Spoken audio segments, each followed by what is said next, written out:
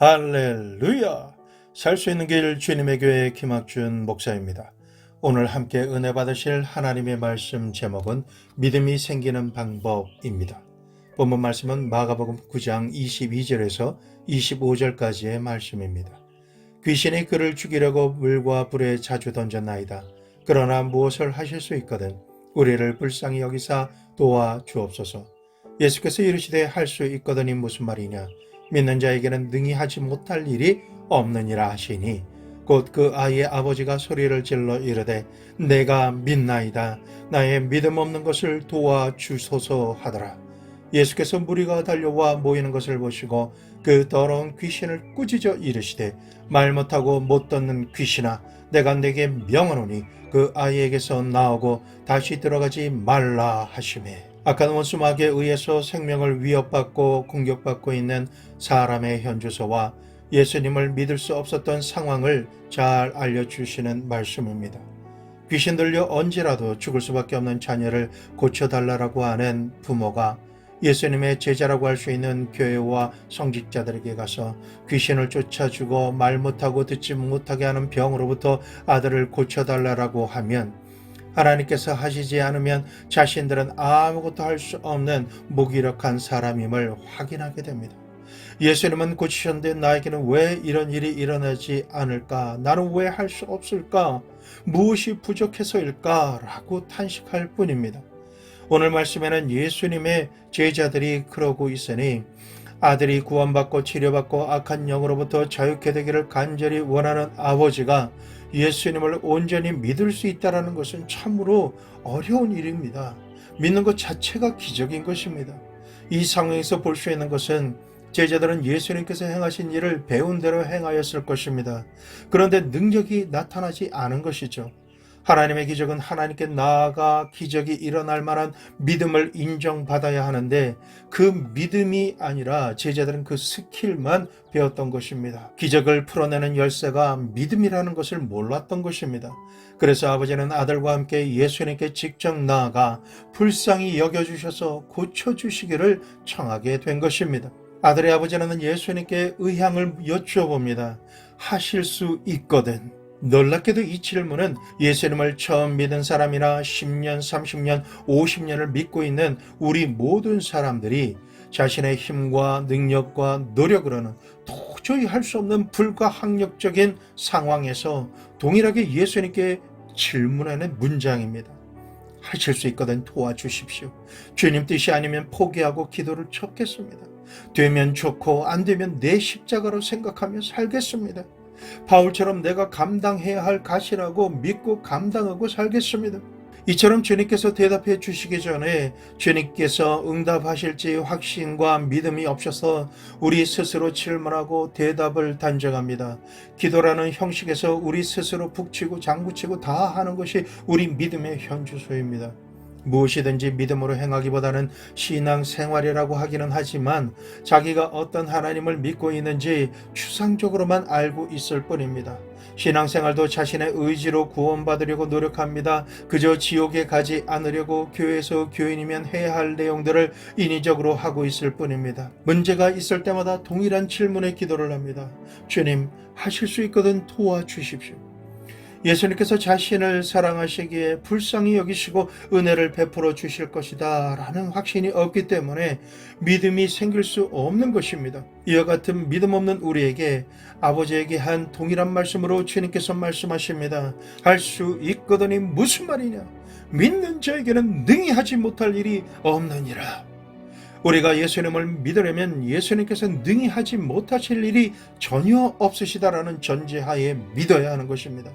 전능하신 하나님의 관점에서 자신의 문제를 볼 수 있어야 합니다. 응답받을 것을 상상하며 확신을 가지고 주님 앞에 간구의 기도를 드리며 나아가야 하는 것입니다.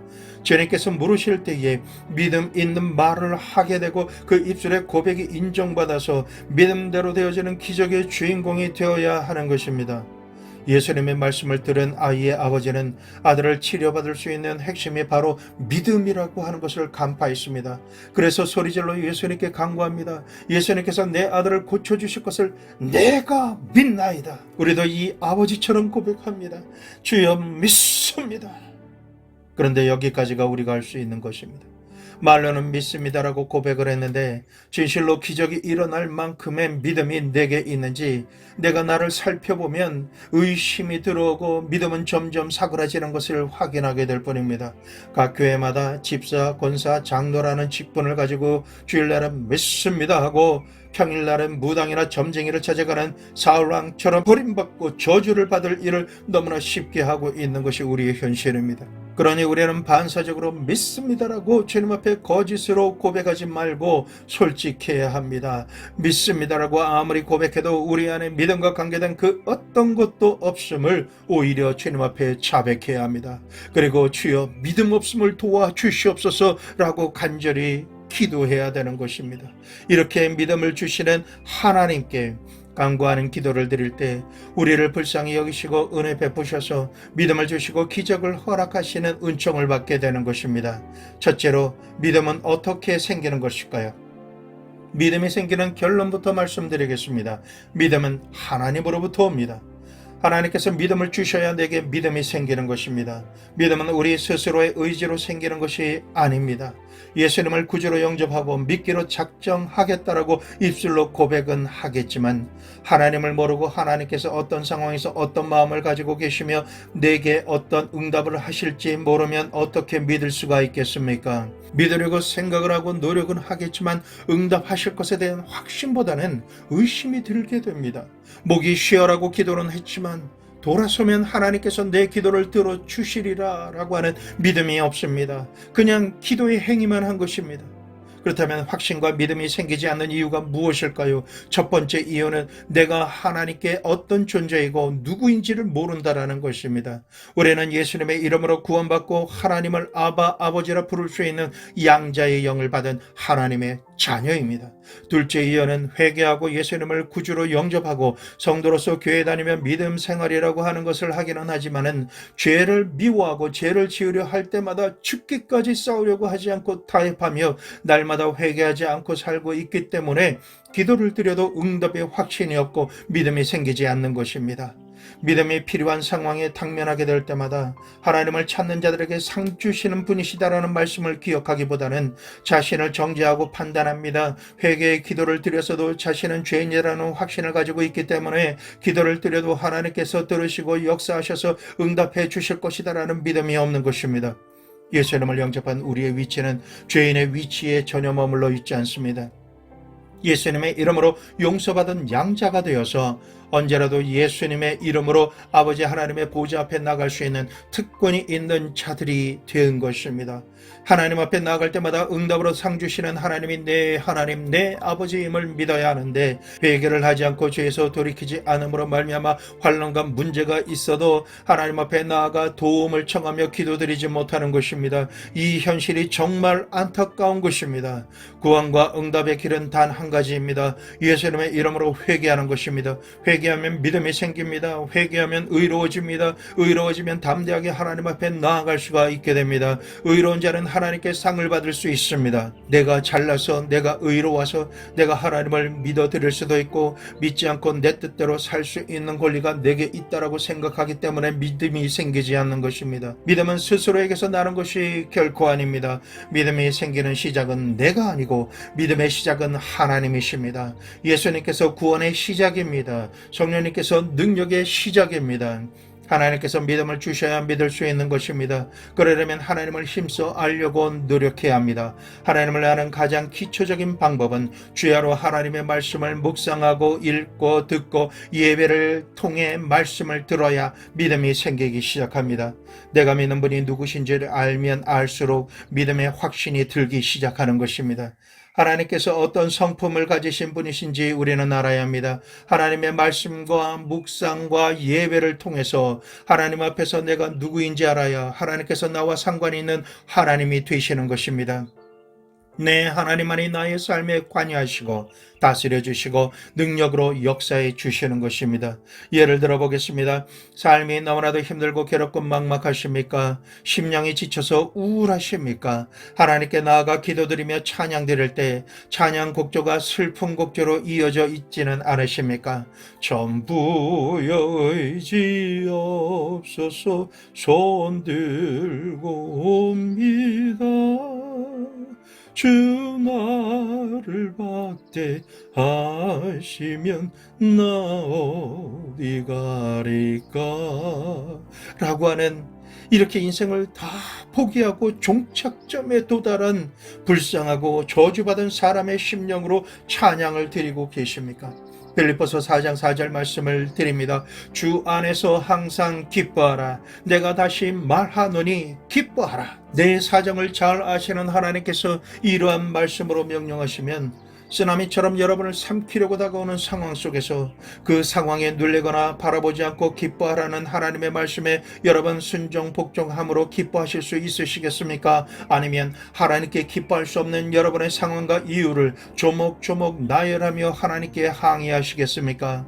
사실 많은 분들이 이렇게 하고들 계십니다. 하나님을 믿기 원하시고 혹은 믿고 계신다면 이렇게 하십시오. 하나님, 내가 믿고 기뻐해야 할 이유를 찾아서 기뻐하는 것이 아닙니다. 하나님께서 저에게 기뻐하라고 하시니까 내 마음과 내 생각을 사로잡아 기뻐하기로 작정하는 믿음이 내게 일어나게 하여 주시옵소서. 나는 그것으로 말미암아 순종을 넘어 복종의 단계에 들어가 충성된 믿음을 가진 자의 모습으로 하나님 앞에 나아갈 것입니다. 나보다 나를 더 사랑하시는 하나님이 말씀하셨으니 나를 위해 예비된 은혜의 선물이 있음을 믿고 기뻐하십시오. 소리내서 하하하 웃으시면서 할렐루야를 힘차게 외치십시오. 나의 기쁨이 되신 하나님을 나는 찬양합니다 라고 고백하십시오. 기도의 응답이 되어서 기뻐할 일들을 상상하시면서 웃으십시오. 그것이 믿는 자의 자세입니다. 어부 베드로가 밤이 새도록 물고기가 나올 장소를 찾아다니며 그물을 내렸어도 한 마리의 고기도 잡지 못했지만 어부가 아니신 예수님께서 자신에게 천국 복음을 전해주시고 자신의 경험과 판단으로는 물고기가 전혀 나오지 않을 시간과 장소에 가서 그물을 던지라고 주님께서 말씀하시면 자신의 그 이성과 상식으로는 눈에 보이지 않고 귀에 들리지 않으며 손에 잡히는 것이 없어도 주님께서 말씀하셨기 때문에 받은 줄로 믿고 던지는 것, 그것이 믿음입니다. 어부가 들었을 때는 예수님의 말씀이 황당한 말씀입니다. 그러나 하나님의 말씀, 예수 그리스도의 말씀을 의지하여 그물을 내리겠습니다 라고 내 의지를 내려놓고 순종을 넘어 복종의 삶을 살아갈 때 내 삶을 내 뜻대로 살았던 내 권리를 예수님과 말씀을 믿음으로 포기하고 내 주장을 하지 않고 하라시는 대로 그물을 내릴 때 예수님의 말씀을 믿고 행하는 자에게 갑절의 축복이 임하게 되는 것입니다. 자신의 배뿐만 아니라 다른 배까지 물에 잠길 정도로 차고 넘치는 물고기를 잡게 되는 갑절의 축복을 받았습니다. 믿을 수 있도록 능력으로 역사하시는 주님으로 인하여 믿음이 생깁니다. 예수님의 말씀에 의지하여 그물을 내림으로 기적을 체험한 베드로는 예수님을 향한 자신의 믿음을 고백드립니다. 주여, 나를 떠나소서. 나는 죄인이로소이다. 천성적으로 우울한 기질을 가지고 태어났을 뿐만 아니라 현실적으로도 고난과 아픔과 슬픔으로 인해서 기뻐할 일이 전혀 없으신 분에게 빌립보서 4장 4절 말씀을 거듭 드립니다. 예수님 안에서 항상 기뻐하라. 내가 다시 말하노니 기뻐하라. 우리 곁에서 우리를 위해 중보하시고 십자가에서 생명까지도 내어주신 보혜사 예수님 안에서 거듭거듭 기뻐하라고 명령하시는 말씀을 받으시고 믿는 자의 복을 받으시기를 부탁드립니다. 기도 제목이 있는 자녀에게 아버지께서 기뻐하라고 말씀하시면 아버지가 왜 이런 말씀을 하셨을까 생각해 보셔야 합니다. 아무것도 두려워하지 말고 믿기만 하라는 말씀을 아버지께서 하실 때는 이 문장과 이 말씀은 아버지께서 응답해 주시기로 작정하셨을 때 사용하시는 문장 같지 않으십니까? 걱정하지 말라는 말씀이 오히려 마음의 안심과 평안을 주는 말씀으로 느껴지지 않습니까? 이처럼 말씀을 통해서 아버지 하나님의 마음을 알아야 믿음이 생깁니다.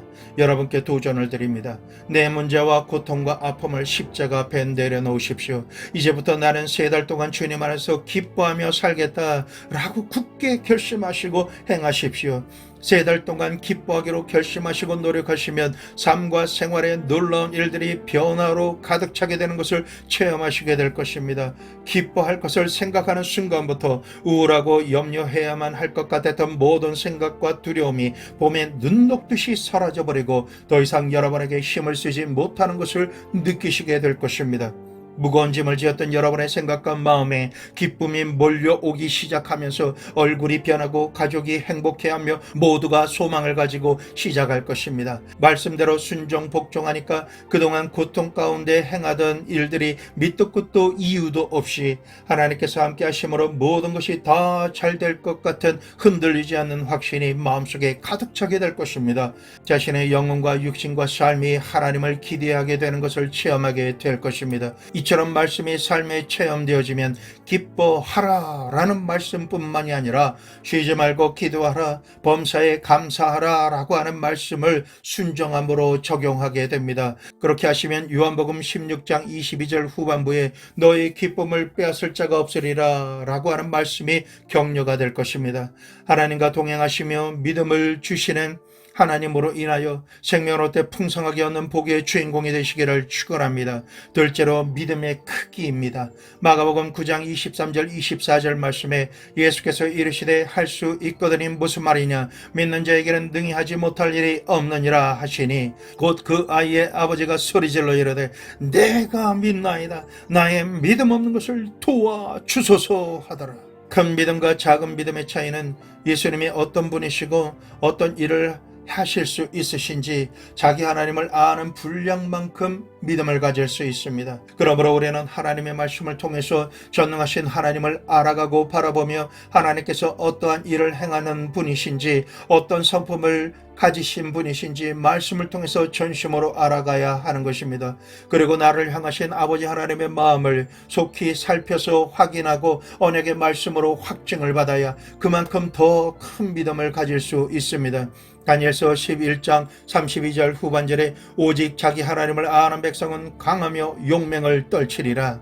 믿음의 크기는 자기 하나님을 아는 만큼, 사랑하는 만큼 커집니다. 큰 믿음을 가진 자는 원수의 모든 화전을 넉넉히 방어할 만큼 강해집니다. 골리앗이라고 하는 원수가 얼마나 크고 강하며 최신식 무기를 가지고 있든지 간에 원수가 조롱하고 더럽힌 만군의 여호와의 이름과 영광을 높이기 위해서 거인 골리앗을 죽은 개로 여기고 달려가는 용맹한 사자처럼 큰 믿음의 사람 다윗이 될 수가 있어야 하는 것입니다. 사자와 같은 큰 믿음의 사람 다윗이 되면 전쟁의 양상을 바꾸는 큰 용사가 될 수 있는 것입니다.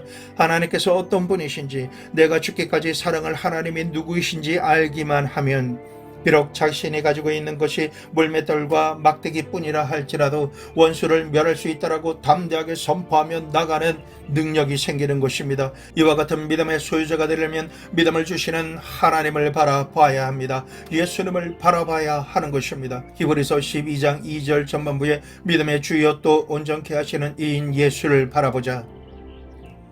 우리는 무슨 일이 생기든 예수님만을 바라봐야 합니다. 죄 많고 흠이 많은 자신을 바라보는 것이 아닙니다. 현실을 바라보는 것이 아닙니다. 모든 죄와 허물과 저주와 질병을 십자가 위에서 모두 소멸시키시고 다 이루신 예수님의 승리를 나의 승리로 받아들여야 하는 것입니다. 예수님으로 인해 넉넉히 이김을 상상하고 확신하고 선포하며 나갈 때 믿음의 능력이 임하고 기적의 역사가 현실에서 일어나게 되는 것입니다. 우리는 큰 믿음을 원합니다. 그러면 작은 믿음은 어떤 것입니까? 마태복음 17장 20절에 이르시되 너희 믿음이 작은 까닭이니라. 진실로 너에게 이르노니 만일 너에게 믿음이 겨자씨 한 알만큼만 있어도 이 산을 명하여 여기서 저기로 옮겨지라 하면 옮겨질 것이요 또 너희가 못할 것이 없으리라. 이 말씀에서 작은 믿음에 대해서 말씀하시는데, 여러분 보시기에 겨자씨 한 알에 비유하신 믿음이 정말 작은 믿음일까요? 겨자씨 한 알만한 믿음은 결코 작은 믿음이라 할 수 없습니다. 겨자씨 한 알만큼의 믿음만 있어도 그 결과는 상상초월입니다. 사람이 능히 행할 수 없는 놀라운 크기의 기적이 일어나고 마는 것입니다. 산을 명하여 옮겨지라고 명하면 그대로 옮겨지는 역사가 결코 작은 믿음의 역사가 아닐 것입니다. 겨자씨 한 알만큼만 있어도 그러한 큰 역사를 이룰 수 있다라는 말씀인 것입니다. 그러므로 자신의 기준으로 믿음이 있다 없다, 믿음이 크다 적다 라고 말하지 마십시오. 하나님 앞에 나아가 구하는 것은 그 어떤 것이든 주님의 뜻에 합당한 것은 이미 받은 줄로 믿고 상상하십시오. 하나님께 구한 것에 대해서 속히 성취될지어다라고 명령하십시오. 이미 그렇게 되고 있는 진리를 믿으시기 부탁드립니다. 시간과 때에 다급함으로 믿음이 있다가 적어지는 사람이 되지 말고 하나님의 말씀과 뜻 가운데 구한 것은 반드시 성취된다라고 하는 확신을 가지고 마음속에 그 믿음을 확장시키시고 일으키십시오. 예수님조차 기도가 응답되고 성취되는 시간과 때는 하나님께 속해 있다라고 고백하십니다. 이것은 아주 중요한 말씀입니다. 믿음대로 안 될 이유를 생각했던 자리에서 믿음대로 될 수 있는 이유를 찾아내려고 노력하는 사람이 되어야 합니다. 그렇게 되려면 자신의 죄를 항상 회개해야 됩니다. 회개하지 않은 죄가 있을 때는 영적인 자존감이 낮아집니다. 영적 자존감이 낮아지면 하나님께 원래 구하려고 하던 것보다 한 발짝 물러서서 차선이 되는 것을 구하고 그것으로 만족하게 됩니다. 그러나 하나님께서는 그런 자세를 싫어하십니다. 앞서 말씀드렸듯이 죄로 인해 영적으로 낮은 자존감을 가지고 있게 되면 믿음이 생기지 않습니다. 활성화되지 않습니다. 회개하라 천국이 가까웠다라고 하시는 말씀은 회개하면 응답이 이루어진다라는 말씀과 일맥상통한 것입니다. 내가 회개할 때 하나님께서 용서하시고 응답하신다라는 근거도 하나님의 말씀에 근거합니다. 이처럼 우리가 하나님의 말씀을 읽고 듣고 성령 충만한 가운데 말씀을 가지고 기도하면 내 삶에 천국이 임한다라는 사실을 믿을 수 있으셔야 합니다. 믿음의 역사는 모든 것이 성경 말씀에서 그 근거와 기반을 가지고 있어야 요동치 않게 되는 것입니다. 다른 보이사이신 성령 하나님께서는 지혜와 계시형으로 우리에게 역사하셔서 이전에는 안 믿어지던 성경 말씀이 깨달아지게 하십니다. 믿어지게 하십니다. 성령 충만한 가운데 말씀을 많이 봄으로써 자기 하나님을 아는 만큼 하나님을 믿을 수 있고 믿음이 생기는 만큼 하나님의 제한 없으신 능력의 역사를 체험하며 살아가게 되는 것입니다. 믿음의 크기를 원한 것은 성령 충만한 가운데 하나님을 아는 만큼에 비례합니다. 예수님께서 기적을 베푸시기 전에 내가 능히 행할 줄로 믿느냐라고 질문하십니다. 마태복음 9장 28절 29절에 예수께서 집에 들어가심에 맹인들이 그에게 나오거늘 예수께서 이르시되 내가 능히 이 일을 할 줄 믿느냐 대답하되 주여 그러하오이다 하니 예수께서 그들의 눈을 만지시며 이르시되 너희 믿음대로 되라 하시니 예수님께서 내 기도에 어떻게 해주실 수 있는지 생각하고 바라보고 확신하며 믿느냐에 따라서 예수님께서는 우리가 상상하고 있는 그 믿음대로 되라고 축복해 주십니다. 믿음의 크기는 이처럼 예수님께서 내게 어떻게 해주시는지 내가 예수님을 인정하고 바라보는 그 분량에 따라서 크기가 결정되어지는 것입니다. 마가복음 7장 26절에서 30절 말씀 그 여자는 헬라인이요 스로보닉의 족속이라 자기 딸에게서 귀신 쫓아내 주시기를 간구하거늘 예수께서 이르시되 자녀로 먼저 배불리 먹게 할지니 자녀의 떡을 취하여 개들에게 던짐이 마땅하지 아니하니라. 여자가 대답하여 이르되 주여 올소이다마는 상아리 개들도 아이들이 먹던 부스러기를 먹나이다. 예수께서 이르시되 이 말을 하였으니 돌아가라. 귀신이 내 딸에게서 나갔느니라 하시매 여자가 집에 들어가 본즉 아이가 침상에 누웠고 귀신이 나갔더라. 간담상조라고 하는 말이 있습니다. 간과 쓸개를 다 내어놓고 자신을 내보인다라는 뜻입니다. 이는 자신의 마음속의 진실함을 숨김없이 다 드러내 보이는 관계입니다. 자신의 진실함과 친밀함을 보이는 신뢰와 믿음을 검증하는 방법이기도 합니다. 이방 여인이지만 자신의 딸이 귀신에게서 자유케 될 수 있는 길은 예수님밖에 하실 수 없으시다라고 하는 오직 한 마음만 갖고 있음을 보여드리는 것이 필요했습니다. 이 말씀에서는 예수님께서 자신과 딸을 개에 비유해서 말씀하셔도 여인은 자신의 자존심을 내세우지 않고 오히려 더 낮아져서 겸손하게 고백합니다. 주님, 저를 개라고 해도 좋습니다. 개라 할지라도 주인의 상에서 떨어진 부스러기라도 먹습니다. 저는 그 부스러기라도 족합니다. 주님, 저는 그것을 구합니다. 여인은 예수님을 그토록 크신 분으로 믿었던 것입니다. 그 부스러기라도 먹게 될 때 자신의 딸이 자유케 될 것을 확실하게 믿고 있었던 것입니다. 예수님을 향한 자신의 마음과 믿음이 그토록 간절하고 진실하다는 것을 확실하게 예수님께 보여드리는 장면입니다. 응답받기 위해서는 간이고 쓸개고 할 것 없이 다 드러내 보이는 것이 중요합니다. 이처럼 진실하게 예수님을 갈망한 여인에게 예수님께서 하신 말씀은 이 말을 하였으니 돌아가라, 귀신이 내 딸에게서 나갔느니라 하시매 여인의 딸에게서 귀신은 떠나가고 자유케 되는 역사가 일어난 것입니다. 믿음이 크고 작은 것, 그것이 별 의미가 없습니다. 내가 예수님을 얼마나 크신 하나님으로 능력의 주님으로 보고 있느냐, 믿고 있느냐, 나는 얼마만큼 예수님을 인정하고 의지하고 있느냐의 차이가 믿음의 크기를 좌우하는 것입니다. 우리가 하나님께 인정받는 큰 믿음을 가진 의인이 되어 칭찬받고 싶으십니까? 그렇다면 하나님을 믿는 믿음이 흔들리지 않도록 내 마음과 내 생각을 사로잡아 흔들리지 않도록 견고하게 붙잡아야 합니다. 히브리서 10장 38절에 나의 의인은 믿음으로 말미암아 살리라, 또한 뒤로 물러가면 내 마음이 그를 기뻐하지 아니하리라 하셨느니라. 세 번째로 믿음의 능력입니다. 마귀가 와서 너는 믿음이 없다 라고 할 때 내 믿음은 산을 옮길 만한 강력한 믿음이 있다 라고 주저함 없이 선포해야 합니다. 마가복음 11장 22절에서 25절 말씀, 예수께서 그들에게 대답하여 이르시되 하나님을 믿으라, 내가 진실로 너에게 이르노니 누구든지 이 산더러 들려 바다에 던져지라 하며 그 말하는 것이 이루어질 줄 믿고 마음에 의심하지 아니하면 그대로 되리라. 그러므로 내가 너에게 말하노니 무엇이든지 기도하고 구하는 것은 받은 줄로 믿으라. 그리하면 너희에게 그대로 되리라. 서서 기도할 때 아무에게나 혐의가 있거든 용서하라. 그리하여야 하늘에 계신 너희 아버지께서도 너희 허물을 사하여 주시리라 하시니라. 능력 있는 믿음의 핵심은 하나님을 믿는 것입니다. 그리고 구하는 것을 받은 줄로 믿는 것입니다. 하나님을 믿는 그대로 이루어지는 축복은 하나님께서 구하는 자에게 응답하시고 상 주시는 분이시다라는 것을 전제해야 하는 것입니다.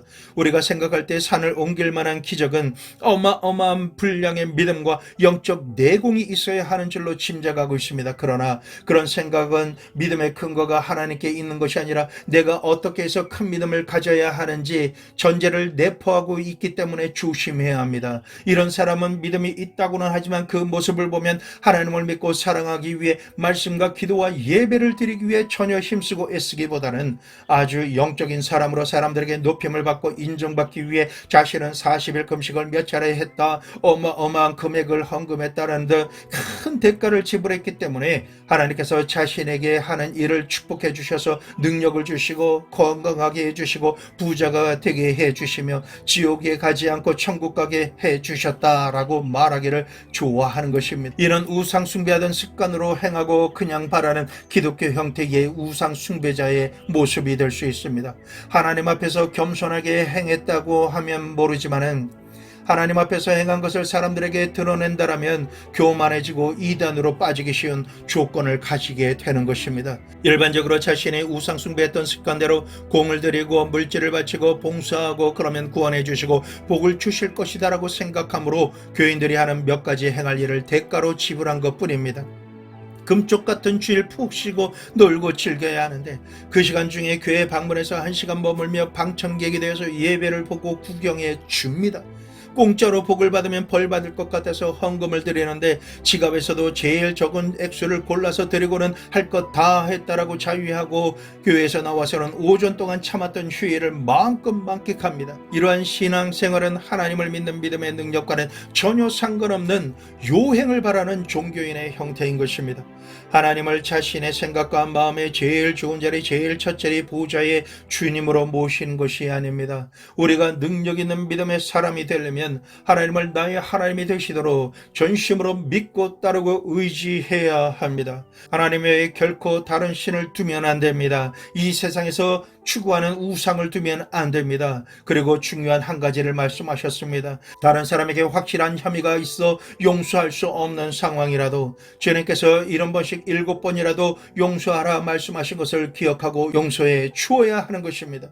내가 믿음으로 기도했지만 응답이 더디 오는 것이 무엇일까요? 그 이유는 나의 허물 때문입니다. 나의 허물이 용서 안 받고 소멸되어 형통하게 되는 방법을 말씀드리겠습니다. 이것은 다른 사람의 허물을 용서하는 것입니다. 이렇게 용서할 때 하나님께서 내 허물을 용서해 주심으로 기도 응답이 속히 오는 것입니다. 능력 있는 믿음을 가지기 위한 한 가지 상식을 더 말씀드리겠습니다.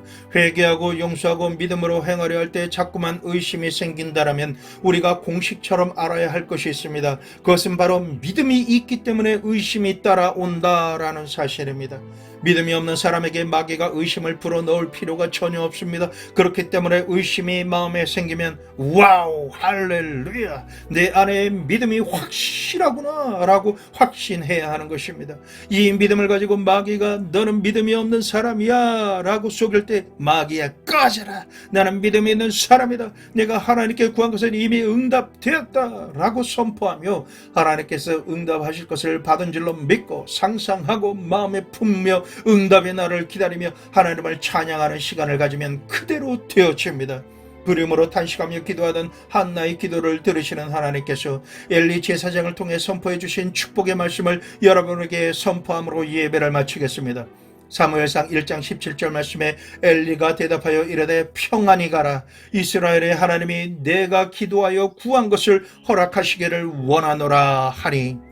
성도 여러분, 여러분도 한나처럼 고백하심으로 믿음의 기적과 능력을 입으시기를 축원합니다. 사무엘상 1장 18절 이르되 당신의 여종이 당신께 은혜 있기를 원하나이다. 예수님의 이름으로 성령의 능력이 임하여 능력 있는 믿음의 주인공이 되시기를 예수 그리스도의 이름으로 축복합니다.